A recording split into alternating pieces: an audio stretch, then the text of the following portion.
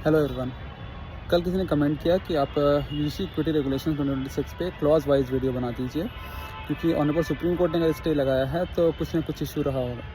तो हम already clear कर चुके हैं कि वो जो स्टे लगाया गया है वो just check the constitutional validity of that regulation है।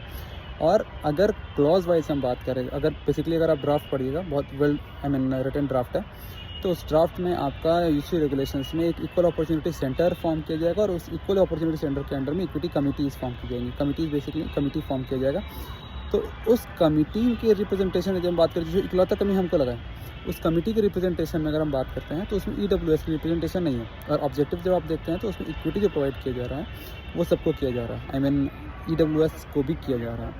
तो उस रेगुलेशन के अंडर में जो इकलौता कमी हमको मिला है वो यही है। बाकी अगर जहाँ तक पुलिस केस को ट्रांसफ़र करने की बात हो रही है, जहाँ पुलिस को ट्रांसफ़र किया जाएगा, जहाँ प्राइम फसाई केस बन रहा है वहाँ ट्रांसफ़र किया जा रहा है। तो प्राइम फसाई अगर केस बनता है तो ऐसे भी कोई आपको रोक नहीं सकता है ना। आप तो ऑब्वियसली ओपन हम जाने के लिए, तो इसलिए सच मेरे हिसाब से कोई ऐसा कोई कमी नहीं पाया गया उसमें। कोई कमी होता है तो वो ऑनरेबल सुप्रीम कोर्ट बताएगा। ऑब्वियसली हम भी कोई ऐसा तो है नहीं कि सब पता है।